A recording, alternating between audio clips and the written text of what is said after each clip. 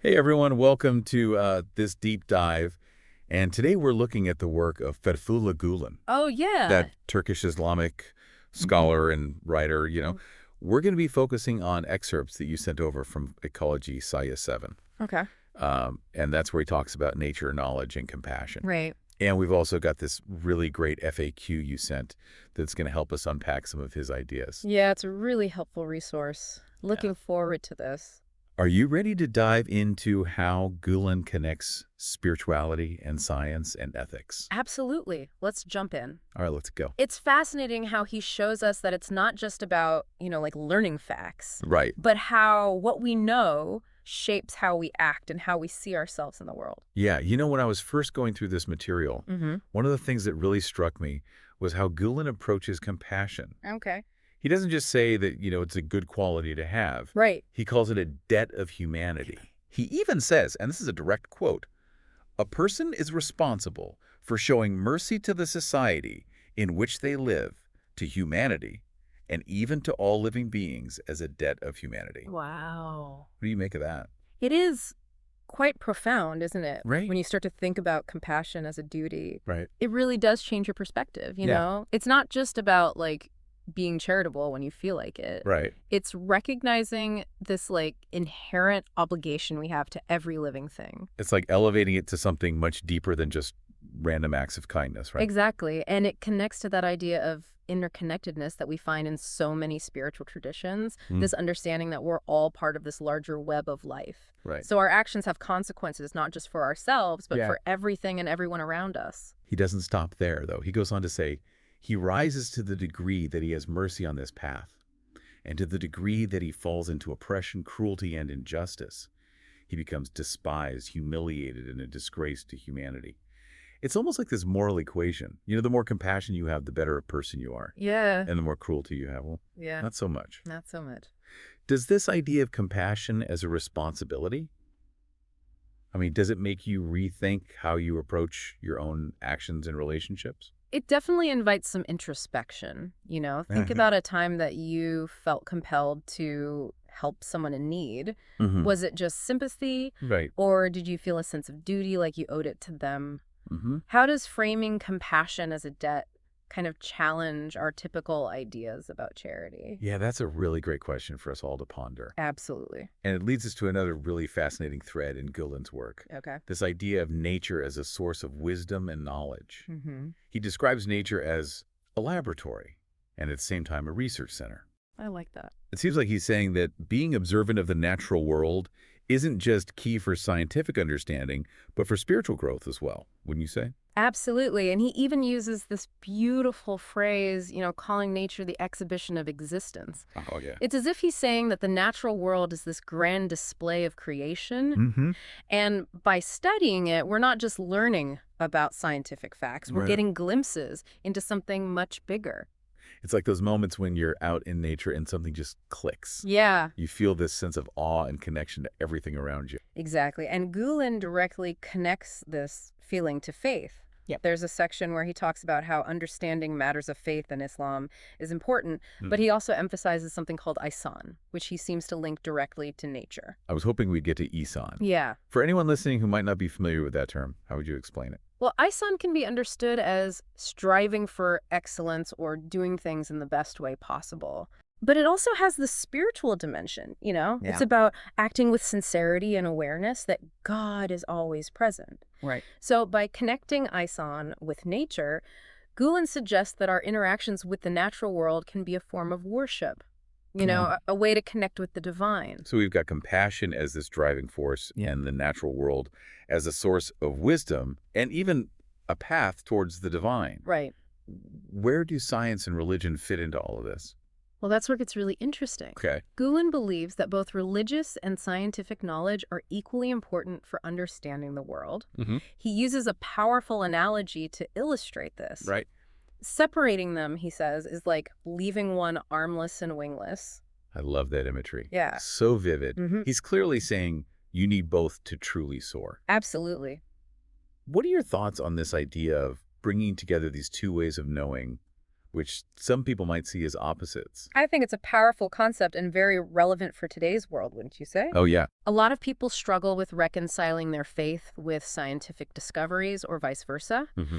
but Gulen sees them as complementary, Right. not contradictory. Right. He sees religious knowledge as the light of the heart, guiding our moral compass and sense of purpose, Right. while scientific knowledge is the light of reason, logic, and judgment, Mm-hmm. helping us understand the physical world around us. That makes a lot of sense. Yeah, It's like they're two sides of the same coin, both necessary for a complete picture. exactly. It makes you wonder what happens when we prioritize one type of knowledge over the other. Right. What does our flight look like then? That's such a thought-provoking question. Yeah. And perhaps as we delve further into Gulen's ideas, Okay. we can start to explore those nuances, looking at both the benefits and the potential pitfalls of prioritizing one type of knowledge over another. Yeah. Sounds good. Makes you think, doesn't it? Yeah, it does. And Gulen's emphasis on the importance of lifelong learning directly ties into this idea of, integrating different types of knowledge. Mhm. He believes we should be students until the end of our lives. Wow. What do you think about that? I mean, Is there an age where we just know enough? I don't think so. Right. There's always something new to learn, right? Yeah. I like how Gulen frames it, though, for him. Learning isn't just about gathering facts. It's about continuously growing and discovering. Right. It's like we're all on this journey of expanding our understanding of ourselves and the world. Exactly. And he ties that pursuit of knowledge to spiritual growth as well. Okay. Gulen specifically says that seeking knowledge with the intention of knowing God and achieving balance earns one the designation of a student, which holds spiritual significance. So it's not just about the information itself. Right. It's the motivation behind why we're learning. Exactly. It's like that saying, the more you know, the more you realize you don't know. The pursuit of knowledge is never ending. But when it's driven by a desire to connect with something larger than ourselves, it takes on a whole new dimension. Precisely. And Gulen even highlights the spiritual rewards Okay. associated with seeking knowledge. Mm-hmm. He mentions that Allah eases the path to paradise for those who seek knowledge. Wow. It's a beautiful reminder that learning isn't just this worldly pursuit. Right. It has these profound spiritual implications. It makes me think about how we often compartmentalize things, science over here, religion over there, Yeah. nature somewhere else entirely. Mm-hmm. But Gulen seems to be suggesting that it's all interconnected. Right. We need to embrace all these different ways of knowing to truly understand ourselves and our place in the world. I completely agree. Yeah. Remember that quote where he encourages us to learn the natural science as well and to contemplate the existence exhibited in the nature exhibition? Mm-hmm. He's calling us to be students of the natural world, to observe, Right. to research, to think deeply about what we see. That quote always stands out to me Yeah. because it's like he's giving us a practical guide. He's Mhm. saying, go out there, look at the world around you, and learn from it. Exactly. It's not some abstract concept. Oh. It's something we can all do. Exactly. And he doesn't stop at observation. Right. He wants us to think deeply about what we observe, to ponder its significance, to make connections between the natural world and our understanding of the divine. Mhm. He's inviting us to see the world with new eyes, to appreciate its beauty and complexity, and to recognize the interconnectedness of all things. It's like he's saying, don't just take my word for it. Go out and experience it for yourself. Yeah. He wants us to have those aha moments where we suddenly see the world in a new light. And those moments can be incredibly powerful. Right. Think about a time when you were in nature and you felt this sense of awe or wonder. Yeah. Maybe it was a stunning sunset, Mhm. a towering tree, or the intricate pattern of a spider's web. In those moments, we often feel a sense of connection to something larger than ourselves, Right. a sense of belonging to something greater. I was hiking in the mountains a few weeks ago, and I stumbled across this field of wildflowers. Oh, wow. It was such a simple thing, Yeah, but it completely took my breath away. I bet. It made me think about Gulen's idea of nature as this exhibition of existence. Right. It really felt like that in that moment. That's a perfect example. Yeah. Those are the kinds of experiences that Gulen is encouraging us to seek out Mm, and reflect upon. right. He believes that by immersing ourselves in the natural world, Yeah. we can gain insights into the divine, into the very nature of existence itself. It makes you think about how often we take the natural world for granted. Right. We get so caught up in our day-to-day lives that we forget to look around and appreciate the beauty and wonder that surrounds us. Yeah, it's easy to do. But Gulen reminds us that it's all there waiting to be discovered, waiting to teach us. And those lessons can be incredibly valuable. In a world facing so many environmental challenges, Right. Gulen's message of respect for nature and recognition of our interconnectedness with the natural world feels more relevant than ever. He's not just saying it's nice to appreciate nature. Right. He's saying it's essential for our spiritual well-being, for our understanding of ourselves and our place in the universe. Absolutely. He sees a deep connection between humanity and the natural world. Right. And he suggests that by studying nature, we can gain insights into the divine. It's like that saying, as above, so below. Exactly. What we see in the natural world reflects what's happening within ourselves and vice versa. And that idea ties back to Gulen's emphasis on balance. Okay. It's not about choosing science over religion or nature over humanity. Right. It's about recognizing the interconnectedness of all things and finding that sweet spot where everything works together in harmony. So we've talked about compassion as this driving force, the pursuit of knowledge as this spiritual path. And this deep respect for nature as a source of wisdom and connection to the divine. Yeah. It's a lot to take in. It is. But it paints a pretty compelling picture, doesn't it? It does, and I think it leads to this bigger question. Okay. How do all of these ideas come together to shape Gulen's vision of a meaningful life? I'm glad you asked, because that's what I was thinking about too. Okay. It seems like for Gulen, a meaningful life is about living in service to others, continuously seeking knowledge and understanding, Right. and living in harmony with the natural world. It's about living with intention, wouldn't you say? Absolutely. Remember that quote where he talks about seeking knowledge with the intention of knowing God and achieving balance? He's not just talking about, acquiring facts for the sake of it. Right. He's saying that our intentions shape our journey and our understanding of the world. So it's not just about what we know, but why we want to know it. Exactly. If we approach learning with a desire to grow spiritually, to become more compassionate and understanding, then that journey of learning becomes a form of worship in itself. Exactly. And it's a journey that continues throughout our lives. Right. Remember his emphasis on lifelong learning. Yeah. We should never start being students. There's always more to learn more, to discover more, to understand. It's not about reaching a destination. Right. It's about the journey itself. Exactly. It's about embracing the process of learning and growth, constantly expanding our horizons and challenging our assumptions. Beautifully put. Thank you. It's about approaching the world with a sense of wonder and a thirst for knowledge. And that thirst for knowledge, that curiosity, it's intertwined with Gulen's emphasis on compassion. Right. It's not enough to just gather information. Right. We need to use that knowledge to make the world a better place. Absolutely. For Gulen, compassion isn't just an abstract concept. Okay. It's a call to action. Right. It's about putting what we learn into practice, using it to serve others and create a more just and equitable world. He's saying that knowledge without action is incomplete. Yeah. We need to take what we learn and use it to make a difference in the world. And that action starts with recognizing our interconnectedness with all living things. Right. It's about extending compassion, not just to our fellow humans, but to the entire natural world. So it's about living in a way that honors and respects the delicate balance of nature. Exactly. Understanding that our actions have consequences not just for ourselves, but for the entire web of life. It's a powerful message, isn't it? It is. And it's one that resonates deeply in today's world as we face these unprecedented environmental challenges and increasing social divisions. Right. Gulen's vision of a world where compassion, knowledge, and respect for nature guide our actions feels more relevant than ever. Absolutely. And it challenges each of us to ask ourselves, how can we in our own way contribute to creating that kind of world? Yeah. It's a question worth pondering. It really is. And it brings us back to Gulen's emphasis on the importance of balance, right? Yes. Remember that analogy he uses? The bird needing both wings to fly? Right. He's talking about the balance between religious and scientific knowledge. But I think that idea extends to so many other aspects of life. Yeah. It's about finding that equilibrium between our inner and outer worlds, Right. between our spiritual and material pursuits, between our individual needs and the needs of the collective. You hit the nail on the head. Yeah.